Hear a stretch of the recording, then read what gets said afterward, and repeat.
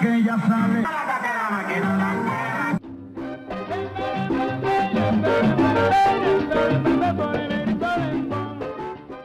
¿Qué es la que hay, corillo? Hoy les traigo 25 datos bien sabrosos y bien corridos sobre la vida de Rafael Cortijo, el maestro del tambor caribeño, el plenero mayor, el hombre que sacó la bomba y la plena del barrio y la subió a la tarima fina. Así que antes de que empiece el repique de tambor y se forme el rumbón, suscríbete, activa la campanita, déjame tu like y tu comentario, porque lo que viene ahora está más fuerte que plena en fiesta patronal bajo aguacero. El sabor criollo, que ellos disfrutaban, ellos no trabajaban, ellos disfrutaban de tocar en un sitio. Dato número 1, el caso de sustancias que explotó como bomba y casi tumba el imperio de Cortijo. Vamos a arrancar con el cantazo más fuerte.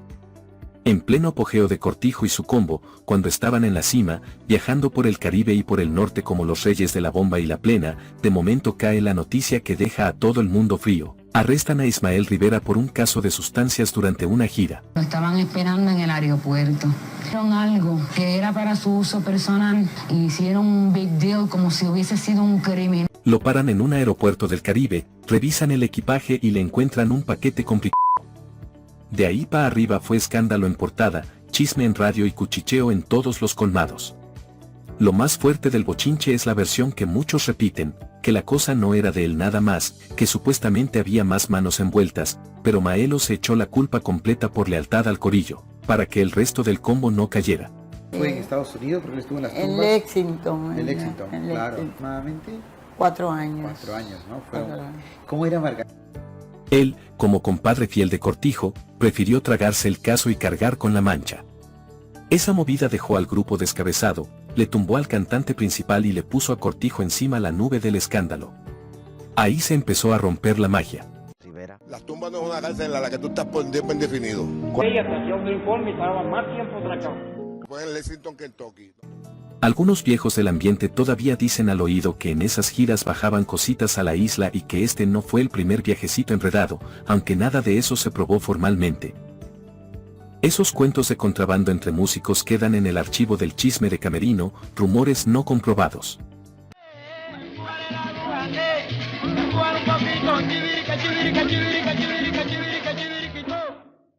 Dato número 2, de las cenizas del combo de Cortijo salió otro monstruo, el Gran Combo.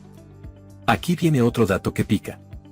Cuando el caso de Maelo revienta y Cortijo se queda sin su cantante estrella, la orquesta empieza a desmoronarse. Los contratos se caen, el prestigio se tambalea y varios músicos dicen yo te quiero mucho, pero tengo que comer. Se indisciplinó. Cuando sucedió que ellos tuvieron problemas, De ahí sale el movimiento que va a cambiar la historia de la salsa. Rafael Itier, que era el pianista del combo, recoge parte de esa misma gente y arma una nueva agrupación que luego se conoce como el Gran Combo de Puerto Rico. O sea, el árbol de Cortijo dio un hijo que terminó siendo otra institución de la música latina.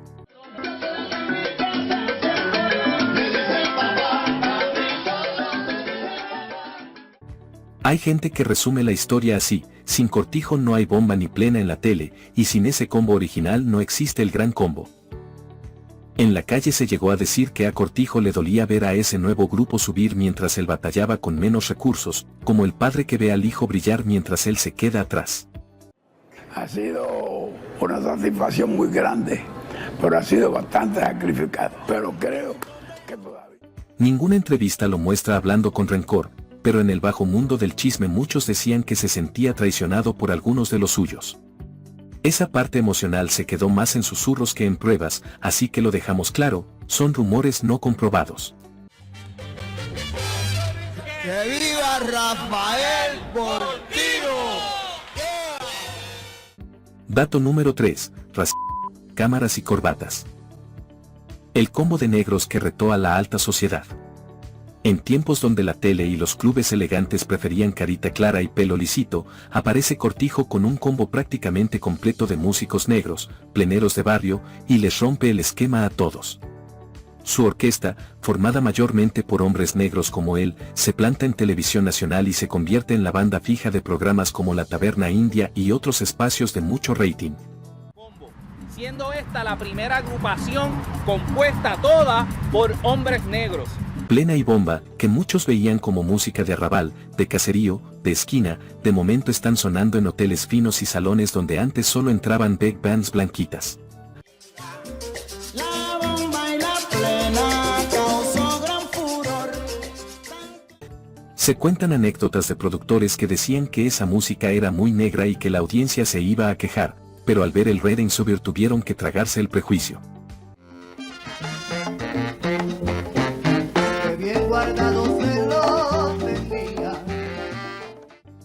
Algunos chismosos aseguran que hubo clubes que los querían contratar, pero pedían rebajar el aspecto afro del grupo, cosa que Cortijo jamás aceptó.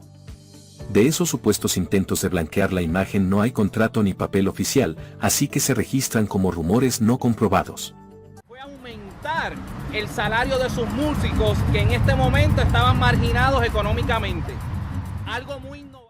Dato número 4. Cuando se murió Cortijo, Maelo dijo, se llevó la llave y casi no volvió a cantar. El golpe emocional más brutal de toda esta historia llegó el día que Cortijo se fue de este mundo.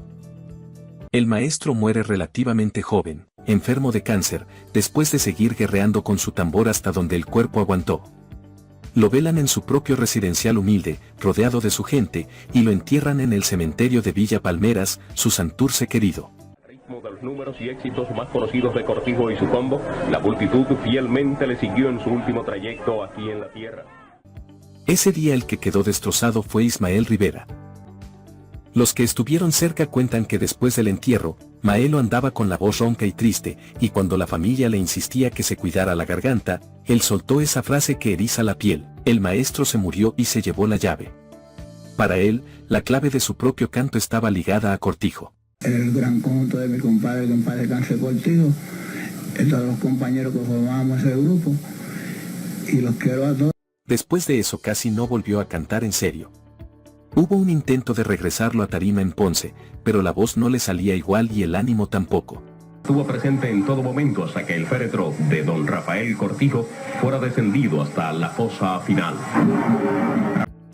Esa lealtad, esa hermandad tan profunda, hizo que medio pueblo jurara que con la muerte de Cortijo se apagó la mitad del corazón de Maelo.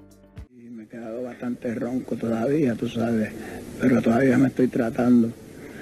Y si no puedo cantar más, pues ya canto. Lo más intenso de todo es que mucha gente lo tomó como maldición simbólica, como si la música hubiera cerrado un ciclo místico ese día. Esa lectura medio mística es parte del imaginario popular, rumores no comprobados. Clientes, familiares y colegas del mundo de la música popular desfilaron frente al ataúd de Cortijo, que estuvo expuesto en las capillas del Instituto de Cultura. Dato número 5, un entierro que parecía concierto de pueblo y terminó convertido en novela. Princesa se encontró su gran amor y se quiso casar. El sepelio de Rafael Cortijo fue un suceso cultural. La más grande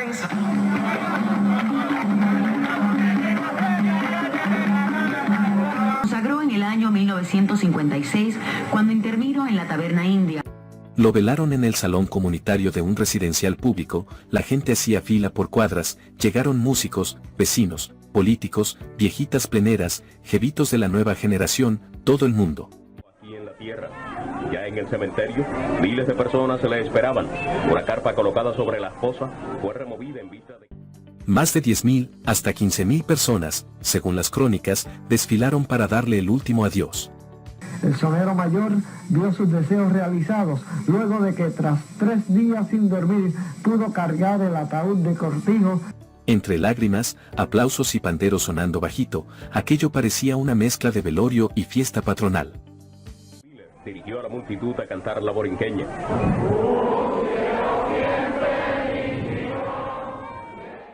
Dato número 6, del éxito a la estrechez, la estrella que terminó viviendo en un residencial público. Aunque fue ídolo nacional, protagonista de televisión y figura central de la música popular, la vida económica de Cortijo no fue color de rosa. Al final de sus días vivía en el residencial Luis Llorens Torres, un caserío humilde de Santurce, con su hermana, Tener que señalar que a la hora de su muerte, Rafael Cortijo, uno de nuestros más grandes músicos, vivía en unas condiciones económicas precarias. Nada de mansión ni lujos, sino el mismo entorno de pueblo donde había crecido. Muchos boricuas vieron en eso la prueba de cómo se trata a los artistas de barrio, dan alegría al país, pero no siempre terminan con cuentas millonarias. En la calle se comentaba que Cortijo pasó épocas bien apretadas de chavos, especialmente después del escándalo del combo y la salida de varios músicos clave.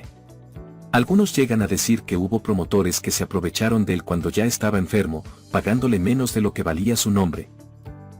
Eso se ha repetido en conversaciones de camerino, pero nunca se ha documentado de forma oficial, así que se queda como chisme de pasillo, rumor no comprobado.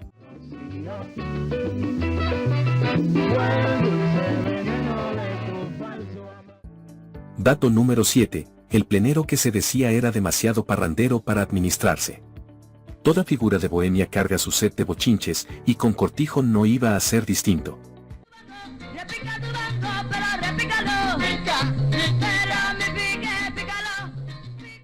En la escena se corre la voz de que él era de los que se entregaban por completo a la música y a la rumba, pero no tanto a la parte administrativa.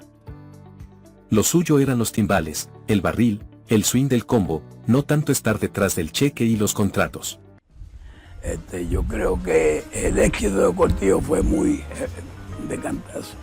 Y quizá... Algunos músicos que pasaron por su entorno contaron que se vivían la vida a todo lo que da, con noches larguísimas de parranda, y que muchas veces los chavos se iban rápido en vacilón, tragos y generosidad con el corillo.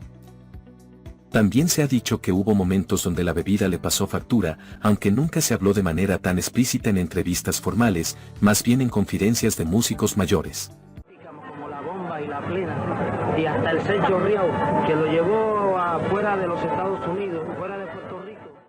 Ese retrato de genio bohemio, descuidado con el billete, viene más de la memoria oral que de pruebas concretas, así que lo marcamos como rumor no comprobado. Dato número 8, la supuesta tiradera emocional con el éxito de El Gran Combo.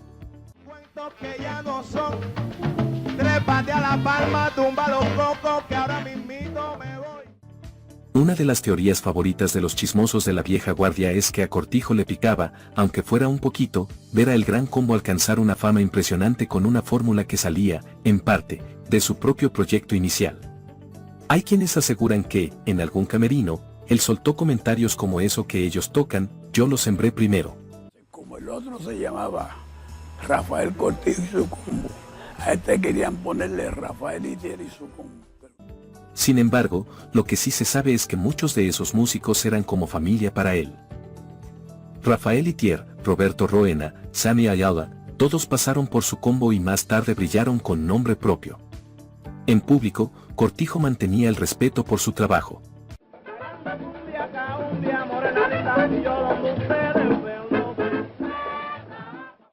La supuesta envidia o resentimiento ha sido más fabricación de la gente que ama el drama que otra cosa. La idea del padre eclipsado por el hijo vende mucho en los cuentos de bar, pero no está sustentada en testimonios sólidos, así que se queda como rumor no comprobado. Y entonces la frustración era tal que yo dije, no le pongan el nombre mío para nada.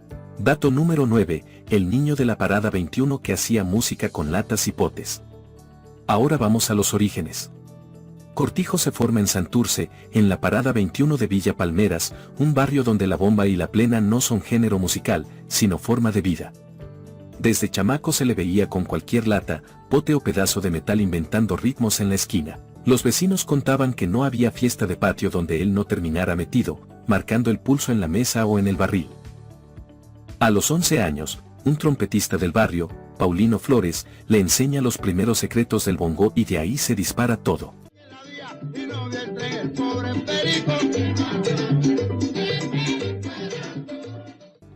Después aprende, por su cuenta, timbal, tumbadoras y hasta se atreve con la guitarra. Era un autodidacta salvaje, un tipo que agarraba un instrumento y lo volvía extensión de su cuerpo. Eso explica por qué después, al frente de su combo, los arreglos sonaban tan naturales, como si todo el grupo fuera una sola máquina rítmica. Su plenero, y era un grupo que fue excepcional desde que comenzaron. El ritmo nuestro, la bomba, la plena. Dato número 10, de chamaco del barrio a músico de medio mundo en la isla. Apenas estaba saliendo de la adolescencia cuando ya Cortijo tocaba en grupos respetados. Lo fichan como bongocero en el conjunto Hermanas Eustache, luego se une al conjunto Monterrey y de ahí empieza a moverse por orquestas como la de Frank Madera, Armando Castro, Augusto Cohen y Miguelito Miranda. No se quedaba quieto. Y bongo y percusión, porque él se crió en eso en la Parada 21, discípulo de dos grandes pandereteros y tocadores de... Un día estaba en un club pequeño, al otro en un programa de radio, luego acompañando a cantantes grandes como Bobby Capó, Mirta Silva, Ruth Fernández y el cubano Miguelito Valdés. En otros países, eso le hubiera tomado décadas a un músico. A él, el talento lo fue jalando sin descanso. Dato número 11, la noche en que se quedó con la banda de Mario Román y nació el futuro combo. Hay una escena clave en la película de su vida. Cortijo estaba tocando con la orquesta de un pianista llamado Mario Román en un club nocturno de San Juan. Él estaba en el timbal, rompiendo con su sabrosura, y el grupo tenía buena acogida. De momento, el líder decide irse a probar suerte en Nueva York y le dice a Cortijo que se quede a cargo del grupo mientras tanto. El detalle es que ese mientras tanto se convirtió en definitivo porque Mario Román nunca regresó. Primero tocó con las Hermanas Eustache en un conjunto que tenían, después tocó con un grupo de un tal Moncho Muley, luego tocó en orquestas así como... Ahí, con esos músicos a su mando, Cortijo empieza a formar el sonido que luego se convierte oficialmente en Cortijo y su combo. Dato número 12, el combo de negros que bailaba en tarima y hacía temblar a las big bands. Cuando finalmente bautiza su grupo como Cortijo y su combo, el concepto estaba clarito. Nada de orquesta seria y tiesa. Todos tocaban de pie, bailando en tarima, moviéndose al ritmo, con arreglos sencillos pero con espacio para que cada músico se luciera.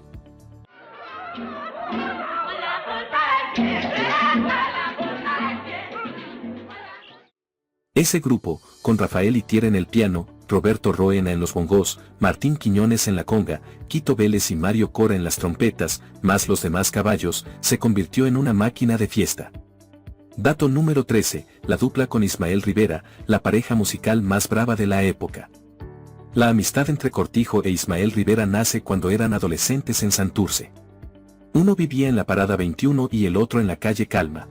Convirtiéndose Cortijo y su combo en la agrupación musical más importante en Puerto Rico en la década de 1950. Maelo todavía estaba en escuela intermedia cuando empezó a janguear con ese percusionista mayorcito que su mamá miraba con sospecha.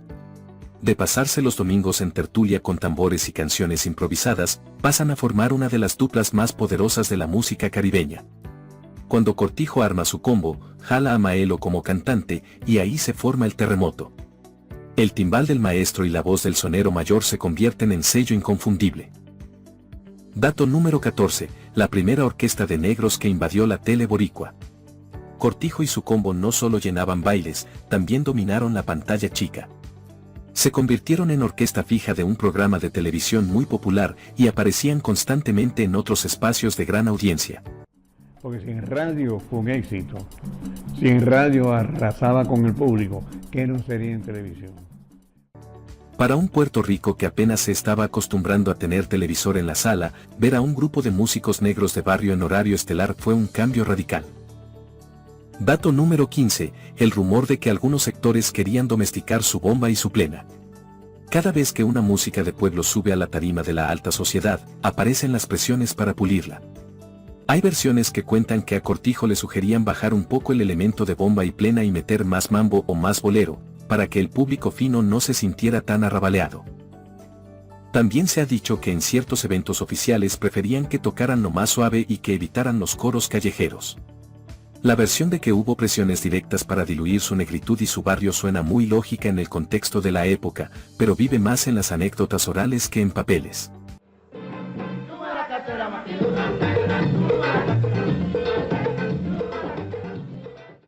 Por eso, toda esa supuesta campaña de domesticar su bomba y plena se registra como rumor no comprobado. Dato número 16, el renacer con Maelo después de la cárcel y los discos de bienvenida. Tras el escándalo y el tiempo de cárcel de Ismael, cualquiera hubiera pensado que la película se acabó. Sin embargo, cuando Maelo sale y regresa a Puerto Rico, lo primero que hace es reencontrarse con Cortijo. De ahí nacen discos que, en esencia, son un bienvenido de vuelta al sonero mayor, con el maestro en los timbales dirigiendo otra vez.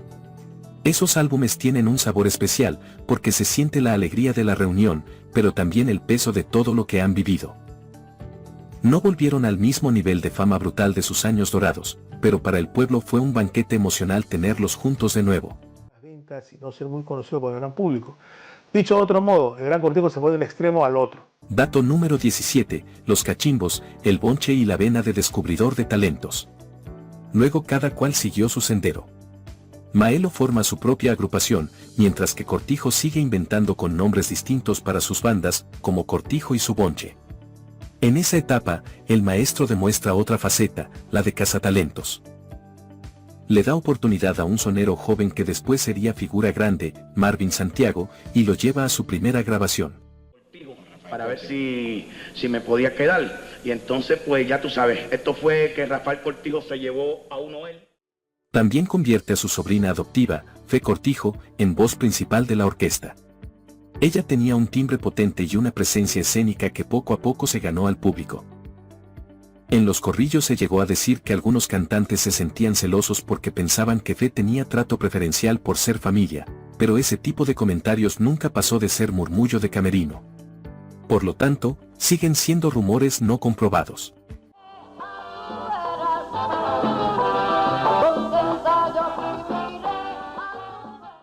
Dato número 18, el junte callejero con Caco y las plenas de Nueva York.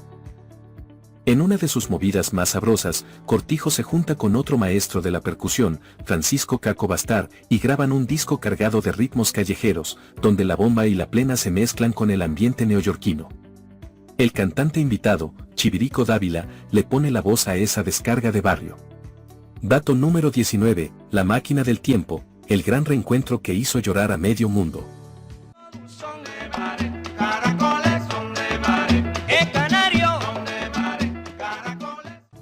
A mitad de los 70 organizan un concierto histórico en el Coliseo Roberto Clemente donde se reúnen casi todos los integrantes del combo clásico junto a Cortijo e Ismael. El evento se conoce como Juntos Otra Vez y de ahí sale la idea de presentar la orquesta como Cortijo y la máquina del tiempo. Dato número 20, el maestro que no solo tocaba tambores, también los construía. Un dato que mucha gente no sabe es que Cortijo no solo era un duro tocando percusión, también sabía fabricar sus propios instrumentos. Que luego de este LP ya nunca más se volvieron a reunir, cada uno tomó sus caminos, Rafael con su chombo, Roberto Rodena y su apoyo. Hay referencias que señalan que aprendió a hacer congas y panderos, esos mismos cueros que son el corazón de la bomba y la plena. Dato número 21, padre tardío, pero entregado, los hijos de Cortijo. Aunque mucha gente lo recuerda con tambor en mano, pocos se detienen a pensar en Cortijo como papá. A Fe Cortijo la asume como hija, aun siendo en realidad sobrina nieta adoptada, y la integra a su mundo musical. Más adelante, ya maduro, tiene 2 hijos biológicos, un varón al que apodan Timbe y una nena llamada Zoe la Rosa. Contaban que se le iluminaba la cara cuando hablaba de ellos, que lo veía como una segunda oportunidad de tener familia estable después de tantos años de carretera y tarima.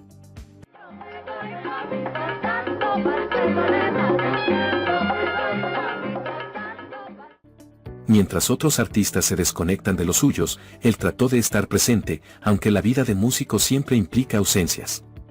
Dato número 22, el cáncer que no pudo apagar sus ganas de grabar. Ya en la recta final, le diagnostican cáncer de páncreas, una condición dura que ha tumbado a muchos. Aún así, Cortijo decide seguir grabando. Saca un disco significativo donde canta Fe Cortijo e Ismael Rivera Jr., el hijo de Maelo, como si estuviera cerrando un círculo entre generaciones. Fuerte, nunca se quejó de ningún dolor y tenía dolores, porque un dolor de cáncer en el páncreas no es fácil. Dato número 23, del barrio al Salón de la Fama y a los murales de Santurce. Después de su muerte, el reconocimiento no se quedó corto. Su nombre figura en espacios de honor de la música latina y es referencia obligada cuando se habla de bomba y plena. Uno de los tributos más conocidos es precisamente el libro El entierro de Cortijo, que lo fijó para siempre en la literatura como símbolo del pueblo. Dato número 24, sin Cortijo no habría salsa como la conocemos hoy. Puede sonar atrevido, pero está más que justificado decir que sin la revolución de Cortijo, la salsa boricua no sería lo que es. Y era demasiado de bueno para bregar en esto. La fama le llegó muy de golpe. Él probó que ritmos de raíz afroboricua podían sentarse al lado del son y del mambo y aguantar la presión sin complejos. De su combo salieron músicos clave que después formaron orquestas salseras legendarias. Dato número 25. Cada vez que suena una plena en Navidad, Cortijo se vuelve a parar en la tarima. Para cerrar, un dato más sentimental. En Puerto Rico, cuando se acerca la Navidad y suenan las plenas en las parrandas, cuando los panderos se juntan y alguien arranca un coro de calle, el espíritu de Cortijo se siente cerquita. Él ayudó a convertir esa música en símbolo de identidad, en bandera cultural. Y ahí lo tienen, Corillo. Si llegaste hasta aquí, déjame en los comentarios cuál de estos datos te dejó con la boca abierta y cuál no sabías.